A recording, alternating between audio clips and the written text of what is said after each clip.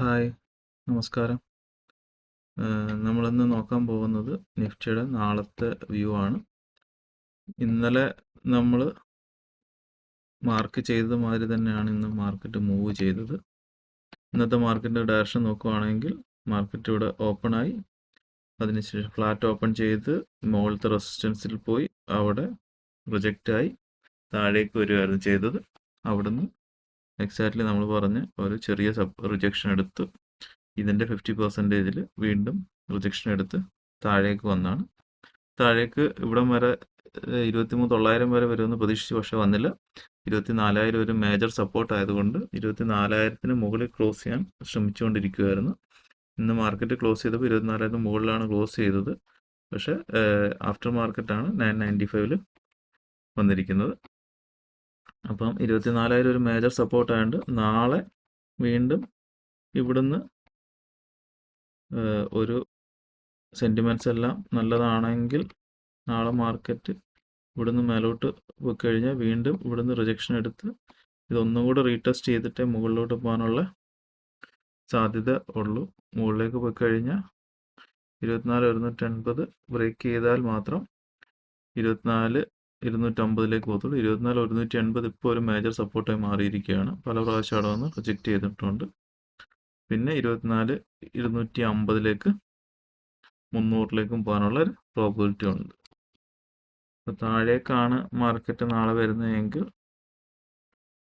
Market ഇവിടെ നിന്ന് തന്നെ സ്റ്റാർട്ട് ചെയ്യുകയാണെങ്കിൽ ഒരു ഫ്ലാറ്റ് ഓപ്പൺ തരികയാണെങ്കിൽ മാർക്കറ്റ് അവിടെ നിന്നും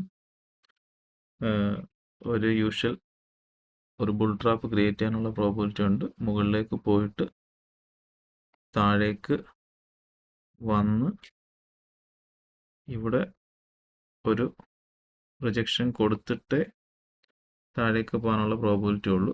അതും സ്ട്രോങ് ന്യൂസുകളോ എന്തെങ്കിലും യുദ്ധത്തിൻ്റെ മറ്റ് കാര്യങ്ങളോ അങ്ങനെയുള്ള എന്തെങ്കിലും വന്നാൽ മാത്രമേ സഡനായിട്ട് താഴേക്ക് പോകാനുള്ള പ്രോബിലിറ്റി ഉള്ളൂ. ഇല്ലെങ്കിൽ ഒരു സൈഡ് വേസ് തന്നെ പ്രതീക്ഷിക്കാം. നാളെ മാർക്കറ്റ് ഈ ഒരു ലെവൽസിന് ഇടയിൽ 24 ബ്രേക്ക് ചെയ്ത് പോകാൻ തോന്നില്ല. 24-നും 24,180-നും ഇന്നത്തെ പോലെ തന്നെ സൈഡ് വേസ് കൊടുക്കാനും സാധ്യതയുണ്ട്.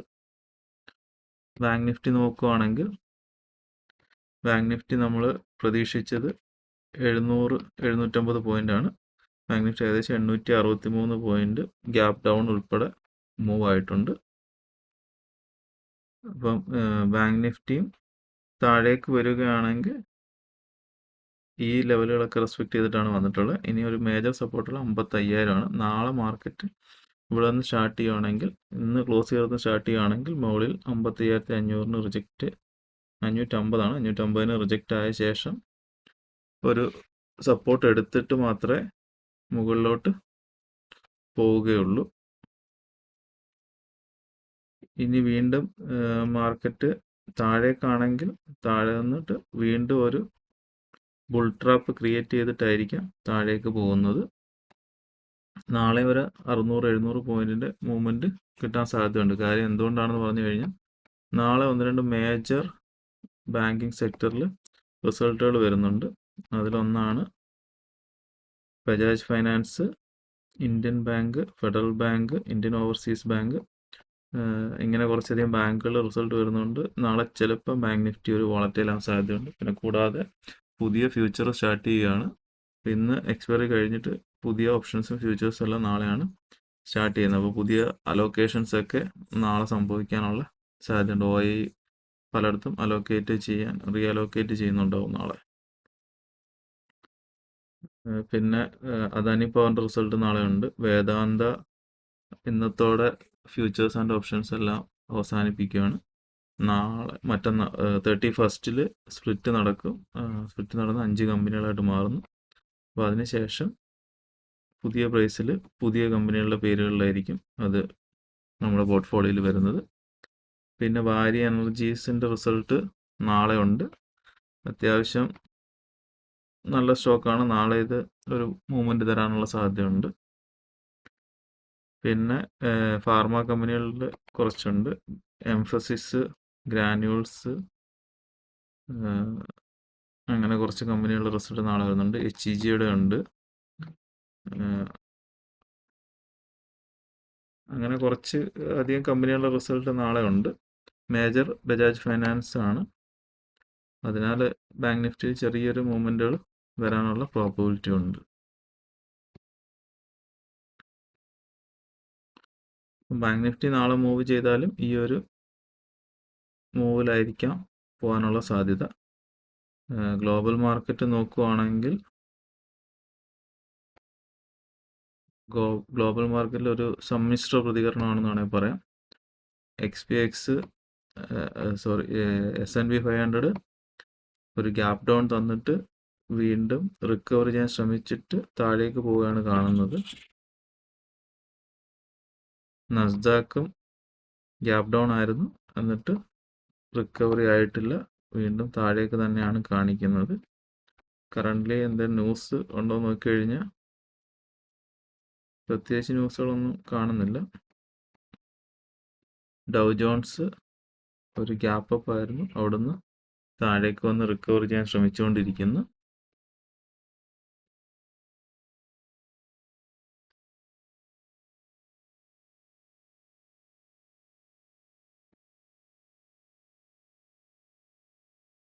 ഇന്ത്യ വിക്സ് നോക്കുകയാണെങ്കിൽ മിഡ് ക്യാപ്പ് നോക്കും. മിഡ് ക്യാപ്പ് ഇന്നും ഒരു ബുള്ളിഷ് മൂവ് തന്നെ ആയിരുന്നു. മിഡ് ക്യാപ്പ് നമ്മൾ ഇന്നലെ പറഞ്ഞ ലെവലിൽ എത്തിയിട്ടുണ്ട്. ഇതൊരു മേജർ ബ്രേക്ക് ഡൗൺ ലെവലാണ്. പലപ്പോഴും ഇവിടെ വന്നിട്ട് സപ്പോർട്ട് റെസിസ്റ്റൻസുകൾ എടുത്ത് പോയിട്ടുള്ളതാണ്. ഈ ഒരു സോണിന് ബ്രേക്ക് ചെയ്ത് കഴിഞ്ഞാൽ മുകളിലേക്ക് പോകാനുള്ള പ്രോബിലിറ്റി ഉണ്ട്. ഇന്നും മിഡ് ക്യാപ്പ് പോസിറ്റീവ് തന്നെ ആയിട്ടാണ് ക്ലോസ് ചെയ്തിരിക്കുന്നത്. കഴിഞ്ഞ ഒരു മാസമായിട്ട് ഏപ്രിൽ ഫുൾ മാസം മിഡ് ക്യാപ്പ് നല്ലൊരു റാലി തന്നിട്ടുണ്ട്.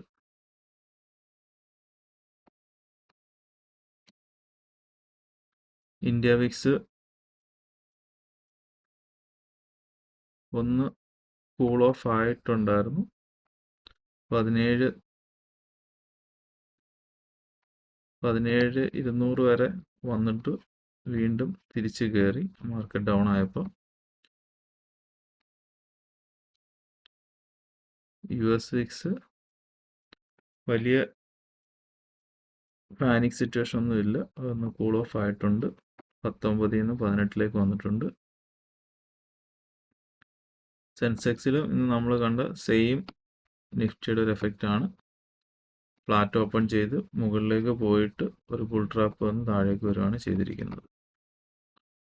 ഇനി കമ്മോഡിറ്റിയിൽ നോക്കുകയാണെങ്കിൽ കമ്മോഡിറ്റിയിൽ ക്രൂഡ് വീണ്ടും മുകളിലേക്ക് പോയിട്ടുണ്ട്. $97 എത്തിയിട്ടുണ്ട്. ഒരു ഡേ സെൻറ്റിമെൻറ്റ് നോക്കുകയാണെങ്കിൽ 99 വരെ പോയിട്ട് 97 ഇപ്പോൾ കറൻ്റ്ലി ട്രേഡ് ചെയ്യുന്നത്. നാച്ചുറൽ ഗ്യാസും ഒരു അപ് ട്രെൻഡിലാണ്, 18 പോയിന്റ് ഇന്ന് കയറിയിട്ടുണ്ട്, ഗ്യാപ്പ് അപ്പ് ആയിരുന്നു. ഗോൾഡ് ഒരു ഡൗൺ ട്രെൻഡിലേക്ക്, സിൽവർ ഒരു ഡൗൺ ട്രെൻഡിലാണ് നിൽക്കുന്നത്. മെറ്റൽ ബുള്ളിയൻ സെക്ടേഴ്സ് ഡൗൺ ട്രെൻഡിലാണ്. എനർജി സെക്ടർ ഒരു അപ് ട്രെൻഡിലുമാണ് നിൽക്കുന്നത്. മെറ്റൽസ് എല്ലാം ഡൗൺ ആണ്. അലൂമിനിയം, സിങ്ക്, ലെഡ്, നിക്കൽ എല്ലാം ഒരു ബെയറിഷ് മോഡാണ് ഇന്നത്തെ ദിവസം. ബാക്കി നാളെ മാർക്കറ്റിൽ നമുക്ക് കണ്ടറിയാം. Okay, thank you.